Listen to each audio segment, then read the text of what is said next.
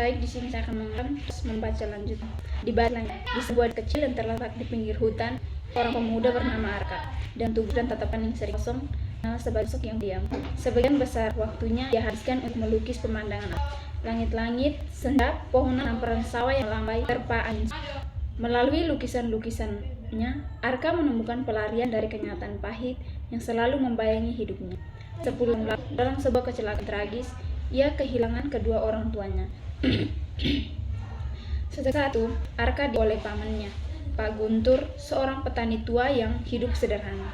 Pak Guntur tidak pernah banyak bicara, tetapi ia selalu memberikan nasihat bijak kepada Arka. Suatu sore yang tenang, Arka menerima sepucuk surat yang mengubah hidupnya. Surat itu ditulis oleh seorang wanita bernama Saraswati, yang mengaku sebagai saudara sejauhnya.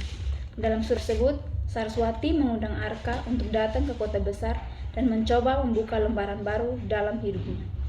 Arka membaca surat itu berulang kali, berusaha memahami maksud di balik ajakan itu. Hatinya bergejolak antara rasa ingin tahu dan kekhawatiran. Malam itu, di bawah langit senja yang memerah, Arka memutuskan untuk menceritakan isi surat tersebut kepada pamannya. Pak Guntur mendengar dengan saksama, meskipun raut wajahnya menunjukkan keraguan. Hidup di kota itu tidak mudah, Arka, katanya dengan nada pelan. Tetapi, jika kau merasa itu adalah jalanmu, pergilah. Namun, ingatlah satu hal, jangan pernah lupakan siapa dirimu. Kata-kata itu terngiang di kepala Arka ketika ia mempersiapkan keberangkatannya ke kota. Sibuk Arka dengan hiruk-pikuk yang membuat keras. Gedung-gedung tinggi lalu berhenti dan keramaian jalanan membuat rindu pada ketenangan desanya. Saraswati, wanita muda menyambutnya, adalah sosok yang sangat berbeda dari apa yang Arka bayangkan. Cantik dan cerdas, tapi hidup dalam dunia yang penuh dan asik. Dalam beberapa hari, Saraswati membawa Arka menjadi kota, memperkenalkan kehidupan modern yang penuh dengan gemerlap. Namun semakin lama Arka berada di sana, semakin merasa ada sesuatu yang disembunyikan oleh Saraswati. Suatu hari, saat Arka sedang membantu Saraswati mengatur koleksi buku di perpustakaan rumahnya, ia menemukan sebuah dokumen tua yang tersembunyi di balik rak buku. Dokumen ini berisi catatan transaksi yang mencurigakan. Ketika Arka mencoba mencari tahu lebih lanjut, Saraswati muncul dan langsung merebut dokumen itu dari tangannya. Wajahnya berubah tegang. Malam itu, dalam sebuah percakapan rahasia, Saraswati mengakui bahwa orang tuanya terlibat dalam bisnis yang tidak etis. Lebih mengejutkan lagi, Saraswati mengatakan bahwa kecelakaan yang menewaskan orang tua Arka sebenarnya adalah akibat langsung dari tindakan orang tuanya sendiri. Aku tahu ini salah, Saraswati berkata sambil menundukkan kepala. Tapi jika kebenaran ini terungkap, reputasi keluarga kita akan hancur. Aku mohon Arka, jangan ceritakan ini kepada siapapun. Saraswati memandang Arka dengan penuh mata harap. Tetapi Arka merasa seolah-olah dunia sedang runtuh di sekitarnya. Bagaimana mungkin ia menyembunyikan kebenaran yang begitu penting? Tetapi di sisi lain, ia juga ingin merusak hubungan satu-satunya keluarga yang tersisa. Dilema itu terus menghantui Arka tiap malam. Ia berdiri balik balkon, memandangi langit senja yang kini tampak berbeda baginya. Kota penuh cahaya itu terasa gelap dan kosong di hatinya.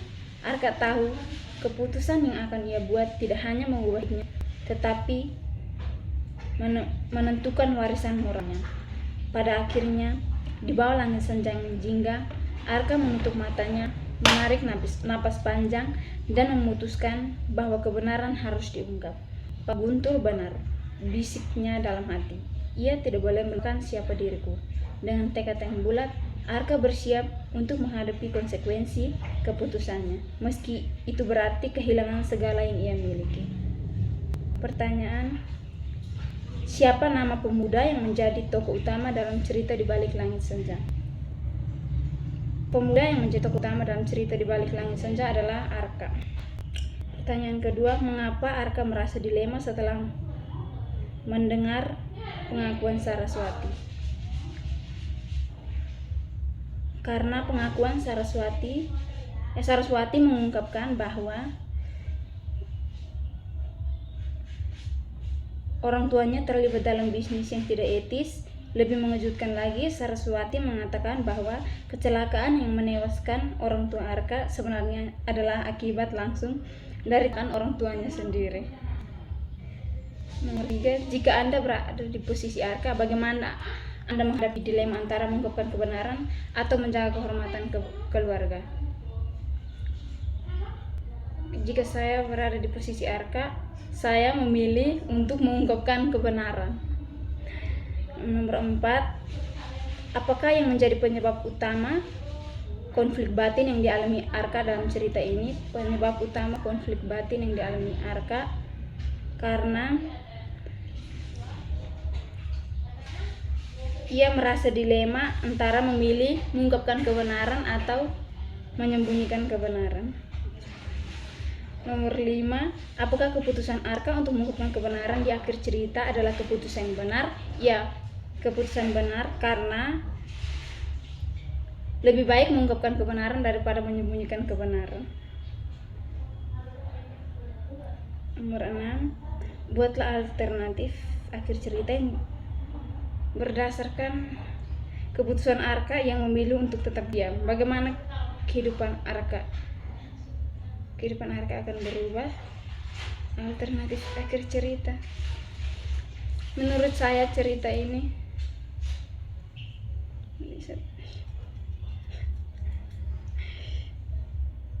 Sabri, pertanyaan bilang apa? Ada. Bagaimana kehidupan Arka? Kehidupan Arka akan berubah. Aduh, di mana ini? Aduh, membaca lagi. Sudah. Kehidupan Arka akan berubah karena ia akan HP mati.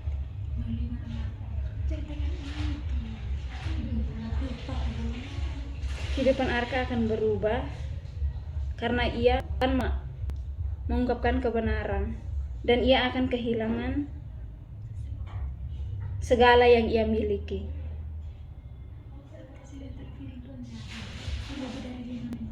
Tujuh,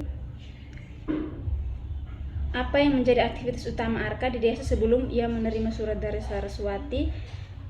Aktivitas utama Arka di desa yaitu ia menghabiskan waktunya untuk melukis pemandangan alam seperti langit-langit senja, pepohonan, hamparan sawah, dan yang melambai di terpa angin sore. 8, mengapa Arka merasa tidak nyaman setelah tinggal di kota? Karena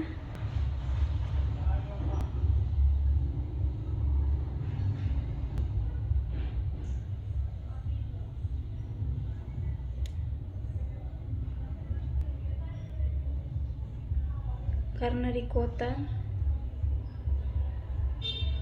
ia merasa hiruk pikuk dan merasa asing dengan gedung-gedung tinggi menjulang, kendaraan yang berlalu lalang berhenti, dan keramaian jalanan yang membuatnya rindu pada ketenangan desanya.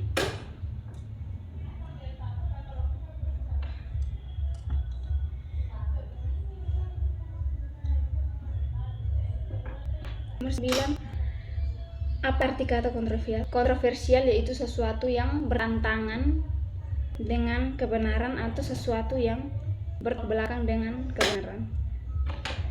Soal rujukan, kata ia pada kalimat yang ia kenal sebagai sosok yang pendiam merujuk pada siapa? Kata ia merujuk pada Arka. Sekian dan terima kasih.